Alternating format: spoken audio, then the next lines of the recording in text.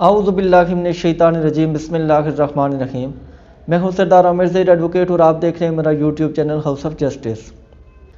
आज की वीडियो में जिस टॉपिक पर बात होगी वो ये है कि अगर कोई शख्स किसी प्रॉपर्टी में बतौर किराएदार दाखिल होता है लेकिन वो बाद में उस प्रॉपर्टी पर मलकियत का दावा कर देता है या वो प्रॉपर्टी के मालिक को किराया नहीं देता या किसी और तरीके से उसको तंग परेशान करता है, और जब वो उसको वहाँ से निकालने की कोशिश करता है तो वो किराएदार स्टे ऑर्डर ले आता है और उस प्रॉपर्टी को खाली नहीं करता, तो ऐसी सूरत में मालिक के लिए क्या ऑप्शन बचता है? क्या वो उसको अपनी प्रॉपर्टी से निकाल सकता है या नहीं निकाल सकता?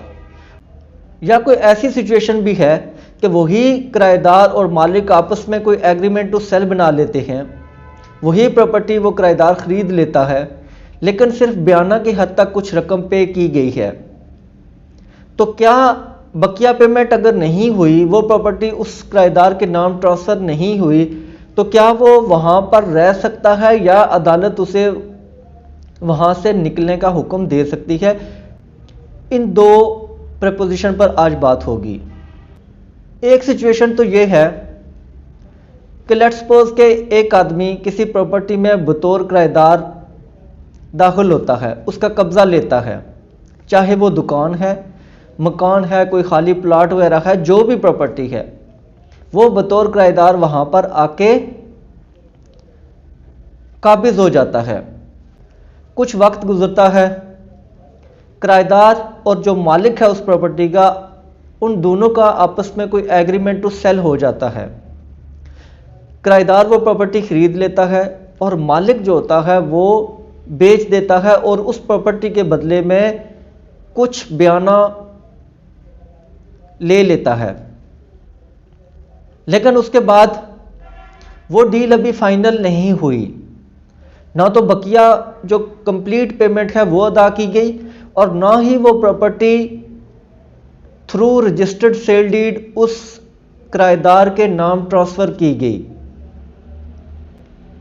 लेकिन इसी दौरान वो डील फाइनल नहीं हो रही या कुछ ऐसी सिचुएशन बन गई है कि जिसमें वो डील अब कैंसिल किए जाने के इम्कानात हैं। अब जो मालिक है उसको वो किराएदार न तो किराया दे रहा है और ना ही उस प्रॉपर्टी को खाली कर रहा है। मालिक ने जब कहा कि ये प्रॉपर्टी खाली की जाए तो वो अदालत में चला गया, उसने स्पेसिफिक रिलीफ एक्ट के तहत स्पेसिफिक परफॉर्मेंस का दावा कर दिया कि ये प्रॉपर्टी मैंने फ़लाँ एग्रीमेंट टू सेल के तहत ख़रीदी, इतना बयाना मैंने दे दिया है, और साथ उसने स्टे भी, जो ऑर्डर 39 रूल 1 और 2 की एप्लीकेशन है, वो भी फाइल कर दी कि मुझे यहाँ से डिस्पोजेस ना किया जाए। अब चूंकि वो ना तो किराया दे रहा है और ना ही प्रॉपर्टी खाली कर रहा है, तो ऐसी सूरत में तो मालिक के लिए नुकसान ही है कि उसकी प्रॉपर्टी भी चली गई, किराया भी नहीं दिया जा रहा। अब स्पेसिफिक परफॉर्मेंस का जो दावा है वो सालों साल चलता है, हो सकता है उसमें 10 साल गुजर जाए, 20 साल गुजर जाए, तो इतना अरसा जो उस प्रॉपर्टी का मालिक है वो बगैर किराए के रहेगा।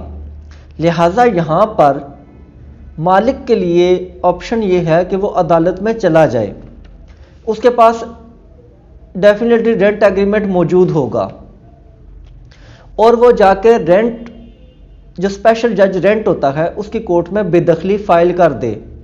जो उसके पास अपना एक रेंट एग्रीमेंट मौजूद है उसकी बेस पर वो जाके उसी किराएदार के खिलाफ, बेशक उसने स्टे लिया हुआ है, बेशक उसने स्पेसिफिक परफॉर्मेंस का दावा भी किया हुआ है, इसके बावजूद मालिक को चाहिए कि विदाउट वेस्टिंग एनी टाइम वो अदालत में चला जाए और एजेक्टमेंट पिटीशन उस किराएदार के खिलाफ फाइल कर दे।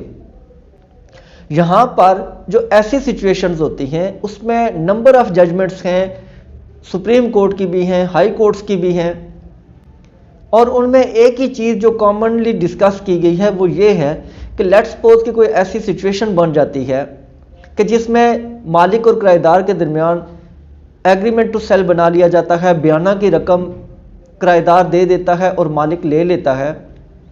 तो इसके बावजूद अगर मालिक बेदखली में जाता है तो चूंकि जो पहला एग्रीमेंट उन दोनों के दरमियान था वो किराएदारी का था, लिहाजा जो पहला एग्रीमेंट है उस पर सबसे पहले अमल किया जाएगा। किराएदारी का एग्रीमेंट है तो इसका मतलब है वो जो किराएदार है वहां बतौर किराएदार है तो उसे निकलना ही होगा।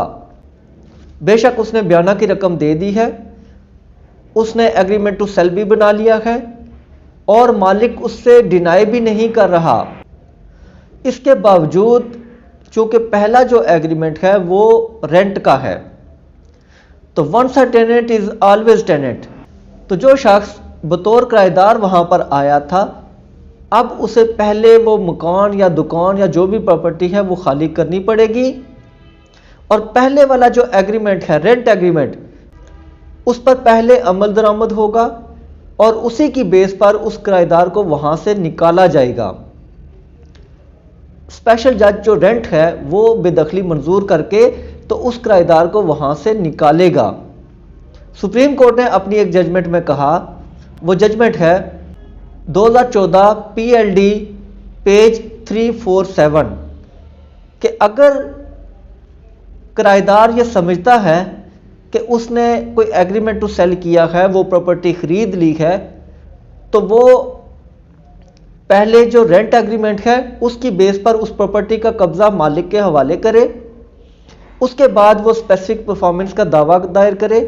अगर स्पेसिफिक परफॉर्मेंस का दावा उसके हक में डिग्री हो जाता है तो उस प्रॉपर्टी का कब्जा भी ले ले और वो उस प्रॉपर्टी को अपने नाम ट्रांसफर भी करवा ले, लेकिन पहले उसको कब्जा मालिक के हवाले करना होगा।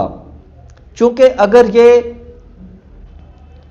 सिस्टम चल पड़ा तो फिर हर किराएदार यही क्लेम करेगा कि ये प्रॉपर्टी उसने खरीद ली है, चाहे वो ओरल एग्रीमेंट क्लेम करे या रिटर्न एग्रीमेंट भी उसके पास मौजूद हो। तो फिर हर किराएदार यही कहेगा कि ये प्रॉपर्टी उसने खरीद ली है, तो वो सालों साल स्पेसिफिक परफॉर्मेंस का दावा दायर करके मालिक को न तो किराया देगा और ना ही प्रॉपर्टी का कब्जा देगा। लिहाजा अगर कोई ऐसी सिचुएशन बन जाती है तो पहले किराएदार को कब्जा मालिक के हवाले करना पड़ेगा, फिर वो स्पेसिफिक परफॉर्मेंस का दावा दायर करके तो उस प्रॉपर्टी का कब्जा दोबारा ले ले। लिहाजा अगर कहीं भी कोई स्टे भी हुआ है, स्पेसिफिक परफॉर्मेंस का दावा भी हुआ है, इसके बावजूद किराएदार को पहले मालिक को कब्जा देना पड़ेगा। वो पहले रेंट एग्रीमेंट पर अमल करेगा, उसके बाद फिर वो अगर समझता है कि उसका जेन्युइन केस है तो वो स्पेसिफिक परफॉर्मेंस का दावा अगर उसके हक में डिग्री होगा तो प्रॉपर्टी भी उसके नाम ट्रांसफर हो जाएगी और उसको कब्जा भी मिल जाएगा। अब एक और सिचुएशन भी बन सकती है कि समटाइम्स ऐसा होता है कि एग्रीमेंट साल का दोनों पार्टीज के दरमियान या ज्यादा अरसे का भी हो सकता है। कुछ अरसा गुजरता है तो किराएदार किराया नहीं देता, मालिक को तंग करना शुरू कर देता है। मालिक अगर प्रॉपर्टी खाली करने के लिए कहता है तो वो अदालत में जाके सिंपल परमानेंट इंजंक्शन का दावा दायर कर देता है कि ये प्रॉपर्टी मैंने इतने अरसा के लिए किराया पर ली है और मालिक मुझे अभी यहाँ से निकालना चाहता है, लिहाजा मुझे स्टे दिया जाए कि मुझे वो यहाँ से निकाले ना। अदालत उस पर टेम्परेरी इंजंक्शन ग्रांट भी कर देती है। तो अब ऐसी सिचुएशन अगर किसी के साथ बन गई है तो वो मालिक भी जाके एडजस्टमेंट पिटीशन फाइल कर दे। चूंकि जब भी टेम्परेरी इंजंक्शन कोई भी अदालत ग्रांट करती है तो वो इस बेस पर करती है कि उस किराएदार को वहां से जबरदस्ती ना निकाला जाए, इलीगल तरीके से ना निकाला जाए। इलीगल तरीका कौन सा हो सकता है कि आप उसके दुकान या मकान में जाएं और उसका सामान उठा के बाहर गली में फेंक दें। यह गैर कानूनी तरीकाकार है। कानूनी तरीकाकार किसी को अपनी प्रॉपर्टी से निकालने का क्या है, वो ये है कि आप बेदखली दायर करेंगे, एडजस्टमेंट पिटीशन दायर करेंगे और अदालत के थ्रू उस शख्स के खिलाफ ऑर्डर लेंगे कि इस प्रॉपर्टी का कब्जा मालिक के हवाले किया जाए। तो ये एक कानूनी तरीकाकार है। लिहाजा अगर किसी ने भी आपके खिलाफ परमानेंट इंजंक्शन का दावा दायर कर दिया तो उसमें आप जाके अदालत में यह भी कह सकते हैं, अपना बयान रिकॉर्ड करवा दें कि मैं इसको जो किराएदार है गैर कानूनी तरीके से वहाँ से नहीं निकालूंगा। फिर आके आप बेदखली दायर कर दें, और अगर बेदखली दायर करते हैं उसका ऑर्डर आपके हक में आ जाता है तो फिर आपको कब्जा अदालत से मिलेगा। बेशक वो स्टे वाला जो था केस, उसमें आप बयान भी देकर आए थे, तो उसमें यह बयान दिया था कि आप इसको गैर कानूनी तरीके से नहीं निकालेंगे। तो अब जो आप उसको वहां से निकाल रहे हो तो ये गैर कानूनी तरीकाकार नहीं है, बल्कि ये एक लीगल प्रोसीजर है। तो लीगली कोई भी कोर्ट आपको रोकती नहीं है कि आप किसी से अपनी प्रॉपर्टी का कब्जा लें।